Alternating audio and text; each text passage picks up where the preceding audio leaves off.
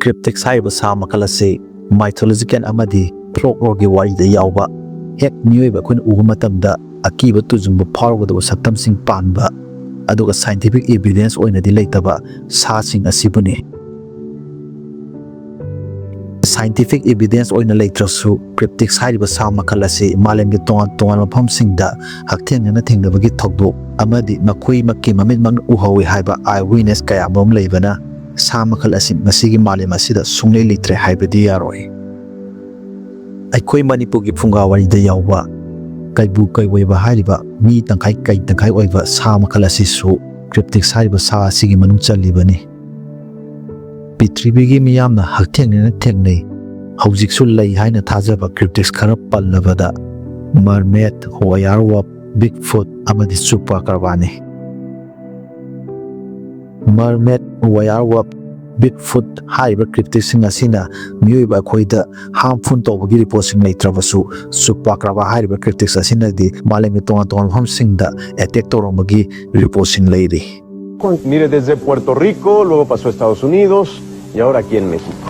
Aquí en el país se reportan diariamente animales muertos en varios estados. Este extraño ser, extraño animal del que en realidad se ha especulado mucho. De la noche, siempre al acecho de pequeños animales como perros, gatos y su objetivo preferido, las cabras, a los que les chupa hasta la última gota de sangre. De ahí que se le haya denominado el chupacabras. De acuerdo a información disponible, el chupacabras es una criatura mitológica de Puerto Rico, al que se le atribuyen decenas de animales muertos. La bestia, que parece no pertenecer a este mundo, ha sido vista principalmente en países. 2018 da chupacabra haiba cryptids makal asina akoigi Manipur dasu yumda loijaba sasan sing noma kandana halamba amadi cryptids makal asi makhoi makki mami mangna uhawi amadi hakthenna thengai haiba miyoi kayagi report su leibana cryptids sing asi akoi miyoi bana amok fawba changba ngamdriba wafam sing amadi suklaba jangangi manungda lotuna soidana makileramani haiba wafam se thajaba yari. Cabras. Justo la semana pasada, residentes a las afueras del noreste del Paso denunciaron a las autoridades lo que ellos consideran otro extraño y macabro hallazgo de dos animales muertos con un profundo orificio. Aduna ngasigi video asida malemge tongan mafamda cryptids thengnakhibagi khwaidagi thajaba yaba thawdo ama oiriba cryptids makal asi thengnarubadagi maki warina nongmagi popular oiba henkalaktuna annual festival phawa pangthokliba Mothman haiba cryptids asigi matangda semjaba video ani aduna video asi loiba fawu yengbiduna Mothman haiba cryptids makal asi karama makangi cryptids no haibado akhoi puna khangminase Mothman haiba cryptids makal asi America gi folklore wari singda yauba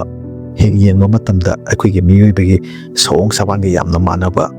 foot 8-9 wang chawgadaba angawba masani panba aduga mamit ngasang ngangba akoi miyoi hek yengwa matamda akiba tujumba phawgadaba cryptids makal amani Mothman haiba cryptids asi ihana thengnakhibagi thawdo asina November 15, 1966 haiba chahi asida Point Pleasant City dagi yang couple ani Roger Linda Steve amadi Mary makhoi marina West Virginia ge World War II munisan plan manakta leiba TNT rota car thodun chatlingai atia matakta yamna chawa makangi uchekumba ama pairakpa makhoi marina urakhi ahanbada makhoi marina uriba atia matakta pairiba pasaktu yamna chawa makangi uchek senhen carnage kuma oirangani haina makhoi marina khalame adu atia matakta pairiba pasaktuna taksilakpa matamda makhoi marigi masada angakpa amadi akiba phawrakhi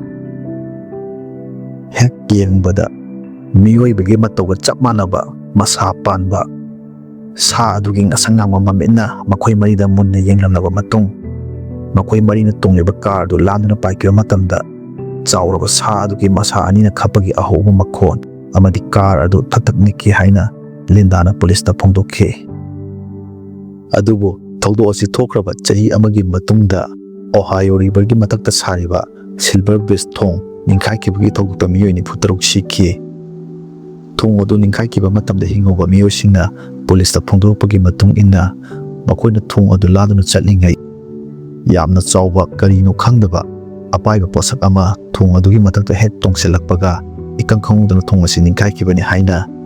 ꯊꯣꯡ ꯑꯁꯤ ꯅꯤꯡꯈꯥꯏꯈꯤꯕ ꯃꯇꯝꯗ ꯍꯤꯡꯍꯧꯕ ꯃꯤꯑꯣꯏꯁꯤꯡꯅ ꯆꯞ ꯃꯥꯟꯅꯕ ꯄꯥꯎꯈꯨꯝꯗ ꯄꯨꯂꯤꯁꯁꯤꯡꯗ ꯐꯣꯡꯗꯣꯛꯈꯤ꯫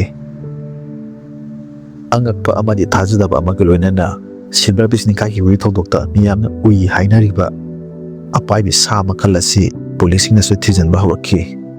ꯑꯗꯨꯕꯨ ꯅꯣꯡꯃꯇ ꯄꯨꯂꯤꯁꯁꯤꯡꯅ ꯍꯥꯏꯔꯤꯕ ꯑꯄꯥꯏꯕꯤ ꯁꯥ ꯃꯈꯜ ꯑꯁꯤ ꯊꯦꯡꯅꯗꯕꯅ ꯁꯤꯜꯚꯔ ꯕꯤꯆ ꯅꯤꯡꯈꯥꯏꯈꯤꯕꯒꯤ ꯊꯧꯗꯣꯛꯇ ꯃꯤꯌꯥꯝꯅ ꯎꯍꯧꯔꯤꯕ ꯁꯥ ꯑꯗꯨ ꯁꯦꯟꯍꯤꯟ ꯀ꯭ꯔꯥꯅꯦ ꯁꯣꯏꯗꯅ ꯑꯣꯏꯔꯝꯃꯒꯅꯤ꯫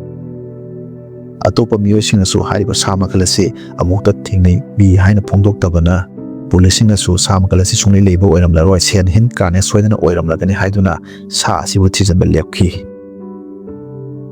ꯃꯣꯊꯃꯦꯟ ꯀ꯭ꯔꯤꯞꯇꯤꯛꯁ ꯑꯁꯤ ꯑꯃꯦꯔꯤꯀꯥꯒꯤ ꯃꯐꯝ ꯈꯛꯇꯗ ꯊꯦꯡꯅꯕꯒꯤ ꯊꯧꯗꯣꯛ ꯅꯠꯇꯅ ꯔꯁꯤꯌꯥꯒꯤ ꯃꯐꯝ ꯈꯔꯗꯁꯨ ꯍꯥꯏꯔꯤꯕ ꯃꯣꯊꯃꯦꯟ ꯀ꯭ꯔꯤꯞꯇꯤꯛꯁ ꯑꯁꯤ ꯊꯦꯡꯅꯈꯤꯕꯒꯤ ꯊꯧꯗꯣꯛꯁꯤꯡ ꯂꯩꯈꯤ꯫ 1999 ꯍꯥꯏꯔꯤꯕ ꯆꯍꯤ ꯑꯁꯤꯗ ꯔꯁꯤꯌꯥꯒꯤ ꯃꯣꯁꯀꯣ ꯁꯤꯇꯤꯒꯤ ꯃꯐꯝ ꯑꯃꯗ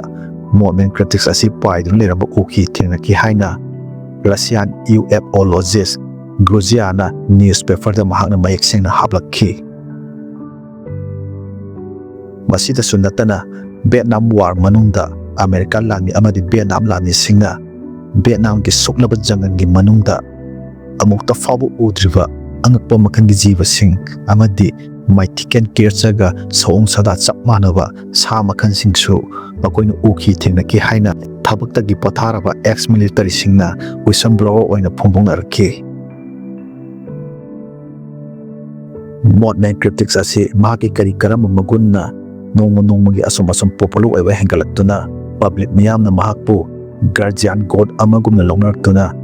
ꯆꯍꯤꯒꯤ ꯑꯣꯏꯅ ꯑꯦꯅꯨꯋꯦꯜ ꯐꯦꯁꯇꯤꯚꯦꯜ ꯐꯥꯎꯕ ꯄꯥꯡꯊꯣꯛꯅꯔꯤꯕꯅꯣ ꯍꯥꯏꯕꯗꯨꯒꯤ ꯃꯔꯝꯗ ꯑꯃꯨꯛ ꯑꯩꯈꯣꯏ ꯈꯪꯃꯤꯟꯅꯁꯤ꯫ ꯑꯃꯦꯔꯤꯀꯥꯒꯤ ꯐꯨꯡꯒꯥ ꯋꯥꯔꯤꯒꯤ ꯂꯥꯏꯔꯤꯛꯁꯤꯡꯗ ꯃꯣꯊꯃꯦꯟ ꯀ꯭ꯔꯤꯞꯇꯤꯛꯁ ꯑꯁꯤꯅ ꯑꯩꯈꯣꯏ ꯃꯤꯑꯣꯏꯕꯗ ꯊꯣꯛꯂꯛꯀꯗꯕ ꯐꯠꯇꯕ ꯈꯨꯗꯣꯡꯊꯤꯕ ꯄꯨꯝꯅꯃꯛꯄꯨ ꯃꯍꯥꯛꯅ ꯃꯥꯌꯣꯛꯅꯕꯤꯔꯝꯕꯇ ꯅꯠꯇꯅ ꯄ꯭ꯔꯤꯊꯤꯕꯤ ꯑꯁꯤꯕꯨ ꯉꯥꯛꯄꯤ ꯁꯦꯟꯕꯤꯔꯝꯕ ꯒꯥꯔꯖꯤꯌꯥꯟ ꯒꯣꯗ ꯑꯃꯒꯨꯝꯅ ꯁꯩꯊꯥꯕꯤꯔꯝꯃꯤ꯫ ꯃꯣꯊꯃꯦꯟ ꯀ꯭ꯔꯤꯞꯇꯤꯛꯁ ꯑꯁꯤ ꯃꯤꯌꯥꯝꯒꯤ ꯍꯤꯔꯣꯅꯤ, ꯑꯩꯈꯣꯏꯕꯨ ꯉꯥꯛꯄꯤ ꯁꯦꯟꯕꯤꯕ ꯒꯥꯔꯖꯤꯌꯥꯟ ꯒꯣꯗ ꯑꯃꯅꯤ ꯍꯥꯏꯅ ꯈꯟꯅꯔꯛꯈꯤꯕꯒꯤ ꯊꯧꯗꯣꯛ ꯑꯁꯤꯅ 1975ꯗ ꯖꯣꯟ ꯀꯤꯟꯅ ꯏꯔꯝꯕ ꯂꯥꯏꯔꯤꯛ ꯗ ꯃꯣꯊꯃꯦꯟ ꯄ꯭ꯔꯣꯐꯦꯁꯤꯁ ꯍꯥꯏꯔꯤꯕ ꯂꯥꯏꯔꯤꯛ ꯑꯁꯤꯗ ꯃꯣꯊꯃꯦꯟ ꯀ꯭ꯔꯤꯞꯇꯤꯛꯁ ꯑꯁꯤꯅ ꯇꯧꯔꯝꯕ ꯑꯐꯕ ꯊꯕꯛ ꯊꯧꯔꯝ, ꯃꯇꯧ ꯀꯔꯝꯅ ꯃꯍꯥꯛꯅ ꯃꯤꯌꯥꯝꯕꯨ ꯉꯥꯛꯄꯤ ꯁꯦꯟꯕꯤꯔꯝꯃꯤ ꯍꯥꯏꯕꯒꯤ ꯃꯔꯝꯗ ꯖꯣꯟ ꯀꯤꯟꯅ ꯁꯨꯒꯥꯏꯅ ꯂꯥꯏꯔꯤꯛ ꯑꯁꯤꯗ ꯏꯕꯤꯔꯝꯃꯤ꯫ ꯃꯇꯝꯗꯨꯗ ꯃꯤꯌꯥꯝ ꯄꯨꯝꯕꯅ ꯂꯥꯏꯔꯤꯛ ꯑꯁꯤ ꯌꯥꯝꯅ ꯄꯥꯝꯅ ꯄꯥꯅꯔꯤꯉꯩ ꯆꯩꯔꯛꯇ ꯇꯥꯟꯖꯥ ꯆꯥꯅ ꯕꯦꯠꯃꯦꯟꯒꯤ ꯇꯤꯚꯤ ꯁꯤꯔꯤꯁꯁꯨ ꯃꯃꯤꯡ ꯆꯠꯈꯠꯂꯛꯄ, ꯃꯤꯌꯥꯝꯅ ꯌꯥꯝꯅ ꯕꯦꯠꯃꯦꯟꯒꯤ ꯀꯦꯔꯦꯛꯇꯔ ꯑꯁꯤꯕꯨ ꯄꯥꯝꯅꯔꯛꯄ ꯃꯇꯥꯡ ꯑꯣꯏꯕꯅ ꯖꯣꯟ ꯀꯤꯟꯅ ꯏꯔꯝꯕ ꯂꯥꯏꯔꯤꯛꯇ ꯌꯥꯎꯕ ꯃꯣꯊꯃꯦꯟꯒꯤ ꯀꯦꯔꯦꯛꯇꯔꯒ ꯕꯦꯠꯃꯦꯟꯒꯤ ꯀꯦꯔꯦꯛꯇꯔꯒ ꯌꯥꯝꯅ ꯆꯨꯁꯟꯅꯈꯤꯗꯨꯅ ꯃꯤꯌꯥꯝꯒꯤ ꯋꯥꯈꯜꯂꯣꯟꯗ ꯃꯣꯊꯃꯦꯟ ꯀ꯭ꯔꯤꯞꯇꯤꯛꯁ ꯑꯁꯤ ꯑꯩꯈꯣꯏꯕꯨ ꯉꯥꯛꯄꯤ ꯁꯦꯟꯕꯤꯕ ꯒꯥꯔꯖꯤꯌꯥꯟ ꯒꯣꯗ ꯑꯃꯅꯤ ꯍꯥꯏꯅ ꯈꯟꯅꯔꯛꯇꯨꯅ ꯄꯣꯏꯟꯠ ꯄ꯭ꯂꯦꯖꯦꯟꯠ ꯁꯤꯇꯤꯗ ꯀ꯭ꯔꯤꯞꯇꯤꯛꯁ ꯑꯁꯤꯒꯤ ꯁ꯭ꯇꯦꯆꯨ ꯐꯥꯎꯕ ꯁꯥꯗꯨꯅ ꯆꯍꯤꯒꯤ ꯑꯣꯏꯅ ꯑꯦꯅꯨꯋꯦꯜ ꯐꯦꯁꯇꯤꯚꯦꯜ ꯄꯥꯡꯊꯣꯛꯅꯔꯛꯈꯤꯕꯅꯤ꯫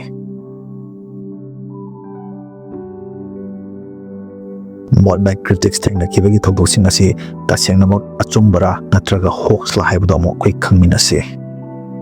1966ꯗ ꯄꯣꯏꯟꯠ ꯄ꯭ꯂꯦꯖꯦꯟꯠ ꯁꯤꯇꯤꯗꯒꯤ ꯌꯪ ꯀꯣꯄꯜ ꯑꯅꯤꯅ ꯍꯥꯏꯔꯤꯕ ꯁꯥ ꯃꯈꯜ ꯑꯁꯤ ꯊꯦꯡꯅꯩ ꯎꯍꯧꯏ ꯍꯥꯏꯅ ꯄꯨꯂꯤꯁꯇ ꯀꯝꯄ꯭ꯂꯦꯟ ꯊꯥꯡꯒꯠꯂꯛꯈꯤꯕ ꯑꯗꯨꯗꯤ ꯑꯁꯦꯡꯕꯃꯛꯅꯤ꯫ ꯑꯗꯨꯕꯨ ꯁꯤꯜꯚꯔ ꯕꯤꯆ ꯅꯤꯡꯈꯥꯏꯈꯤꯕꯒꯤ ꯊꯧꯗꯣꯛꯇ ꯃꯤꯑꯣꯏ 43 ꯁꯤꯈꯤꯕ ꯑꯗꯨꯗ ꯊꯣꯡ ꯑꯗꯨ ꯅꯤꯡꯈꯥꯏꯗ꯭ꯔꯤꯉꯩ ꯁꯥ ꯑꯁꯤꯅ ꯇꯣꯡꯊꯔꯛꯏ, ꯁꯥ ꯑꯁꯤꯅ ꯇꯣꯡꯊꯔꯛꯄꯗꯒꯤ ꯊꯣꯡ ꯑꯁꯤ ꯅꯤꯡꯈꯥꯏꯈꯤꯕꯅꯤ ꯍꯥꯏꯕꯒꯤ ꯋꯥꯐꯝ ꯑꯁꯤꯗꯤ ꯑꯔꯥꯟꯕꯅꯤ꯫ ꯃꯔꯝꯗꯤ ꯄꯨꯂꯤꯁꯅ ꯊꯣꯡ ꯑꯁꯤ ꯃꯇꯧ ꯀꯔꯝꯅ ꯅꯤꯡꯈꯥꯏꯔꯛꯂꯤꯕꯅꯣ ꯍꯥꯏꯕꯒꯤ ꯃꯔꯝꯗ ꯌꯥꯝꯅ ꯀꯨꯞꯅ ꯊꯤꯖꯤꯜꯂꯨꯕ ꯃꯇꯝꯗ ꯊꯣꯡ ꯑꯁꯤ ꯋꯥꯔꯜ ꯋꯥꯔ II ꯃꯇꯝꯗꯒꯤ ꯂꯩꯔꯛꯂꯕ ꯌꯥꯝꯅ ꯀꯨꯏꯔꯕ ꯊꯣꯡ ꯑꯃ ꯑꯣꯏꯕꯇ ꯅꯠꯇꯅ ꯅꯨꯃꯤꯠꯇꯨꯗ ꯃꯤꯌꯥꯝꯅ ꯑꯣꯚꯔꯂꯣꯗ ꯑꯣꯏꯅ ꯊꯣꯡ ꯑꯁꯤ ꯂꯥꯜꯂꯨꯕꯗꯒꯤ ꯊꯣꯡ ꯑꯁꯤ ꯇꯦꯛꯂꯛꯈꯤꯕꯅꯤ ꯍꯥꯏꯕ ꯈꯪꯂꯛꯈꯤ꯫ ꯃꯁꯤꯗꯁꯨ ꯅꯠꯇꯅ ꯊꯣꯡ ꯑꯁꯤ ꯅꯤꯡꯈꯥꯏꯕ ꯃꯇꯝꯗ ꯍꯤꯡꯍꯧꯕ ꯑꯇꯣꯞꯄ ꯃꯤꯑꯣꯏꯁꯤꯡꯅ ꯐꯣꯡꯗꯣꯛꯂꯛꯄꯒꯤ ꯃꯇꯨꯡ ꯏꯟꯅꯁꯨ ꯃꯈꯣꯏꯅ ꯊꯣꯡ ꯑꯁꯤ ꯂꯥꯜꯂꯤꯉꯩ ꯍꯥꯏꯔꯤꯕ ꯁꯥ ꯃꯈꯜ ꯑꯁꯤ ꯑꯃꯠꯇ ꯄꯥꯏꯔꯛꯄ ꯎꯈꯤꯗꯦ, ꯁꯥ ꯑꯁꯤꯅ ꯊꯣꯡ ꯑꯁꯤꯗ ꯇꯣꯡꯊꯔꯛꯈꯤꯕꯁꯨ ꯂꯩꯇꯦ ꯍꯥꯏꯅ ꯄꯨꯂꯤꯁꯁꯤꯡꯅ ꯐꯣꯡꯗꯣꯔꯛꯄꯒꯤ ꯃꯇꯨꯡ ꯏꯟꯅ ꯃꯃꯥꯡꯊꯛꯇ ꯃꯤꯌꯥꯝꯅ ꯍꯥꯏꯈꯤꯕ ꯋꯥꯐꯝꯁꯤꯡ ꯑꯗꯨ ꯑꯔꯥꯟꯕ ꯋꯥꯐꯝꯅꯤ ꯍꯥꯏꯕꯗꯤ ꯇꯁꯦꯡꯅ ꯆꯨꯝꯂꯦ꯫ ꯀ꯭ꯔꯤꯞꯇꯤꯛꯁꯤꯡ ꯑꯁꯤ ꯊꯦꯡꯅꯕ ꯃꯇꯝꯗ ꯐꯣꯇꯣ ꯑꯃꯗꯤ ꯚꯤꯗꯤꯑꯣꯅꯆꯤꯡꯕ ꯑꯃꯠꯇ ꯀꯥꯞꯍꯧꯕ ꯅꯝꯍꯧꯕ ꯂꯩꯇꯕꯅ ꯁꯥ ꯑꯁꯤꯕꯨ ꯊꯦꯡꯅꯩ ꯍꯥꯏꯔꯤꯕ ꯃꯤꯑꯣꯏꯁꯤꯡ ꯅꯠꯇꯅ ꯑꯩꯈꯣꯏꯅꯗꯤ ꯁꯥ ꯑꯁꯤ ꯍꯧꯖꯤꯛ ꯑꯩꯈꯣꯏꯒꯤ ꯃꯥꯂꯦꯝ ꯑꯁꯤꯗ ꯍꯤꯡꯗꯨꯅ ꯂꯩ ꯍꯥꯏꯕꯁꯦ ꯊꯥꯖꯕ ꯉꯝꯂꯔꯣꯏꯗꯕ ꯋꯥꯐꯝ ꯑꯃꯅꯤ꯫ ꯃꯌꯥꯝꯗꯤ ꯐꯨꯡꯒꯥ ꯋꯥꯔꯤꯗ ꯌꯥꯎꯔꯤꯕ ꯁꯥ ꯃꯈꯜꯁꯤꯡ ꯑꯁꯤ ꯂꯩ, ꯇꯥꯏꯕꯪ ꯃꯤꯑꯣꯏꯕ ꯑꯩꯈꯣꯏꯅ ꯆꯪꯕ ꯉꯝꯗꯕ ꯃꯐꯝꯁꯤꯡꯗ ꯂꯣꯠꯇꯨꯅ ꯂꯩꯔꯤ, ꯑꯃꯨꯛ ꯁꯥꯐꯣꯡꯂꯛꯄ ꯑꯣꯏꯔꯝꯒꯅꯤ ꯍꯥꯏꯅ ꯈꯟꯕꯤꯕ꯭ꯔꯥ? ꯅꯠꯇ꯭ꯔꯒ ꯑꯩꯈꯣꯏꯅ ꯐꯨꯡꯒꯥ ꯋꯥꯔꯤ ꯇꯥꯔꯨꯕꯗꯒꯤ ꯑꯩꯈꯣꯏꯒꯤ ꯋꯥꯈꯜꯂꯣꯟꯗ ꯐꯨꯡꯒꯥ ꯋꯥꯔꯤꯗ ꯌꯥꯎꯔꯤꯕ ꯁꯥꯁꯤꯡ ꯑꯁꯤꯒꯤ ꯀꯦꯔꯦꯛꯇꯔ ꯑꯁꯤ ꯆꯨꯁꯤꯟꯈꯤꯗꯨꯅ ꯁꯥ ꯑꯁꯤꯒ ꯃꯥꯟꯅꯕ ꯖꯤꯕ ꯑꯃ ꯍꯦꯛ ꯎꯕꯒ ꯐꯨꯡꯒꯥ ꯋꯥꯔꯤꯗ ꯌꯥꯎꯔꯤꯕ ꯁꯥ ꯑꯗꯨꯃꯛꯅꯤ ꯍꯥꯏꯅ ꯑꯩꯈꯣꯏꯒꯤ ꯕꯥꯞꯅ ꯁꯥꯒꯠꯂꯤꯕ꯭ꯔꯥ ꯍꯥꯏꯕꯗꯨ ꯀꯃꯦꯟꯗ ꯐꯣꯡꯗꯣꯛꯄꯤꯔꯝꯃꯨ꯫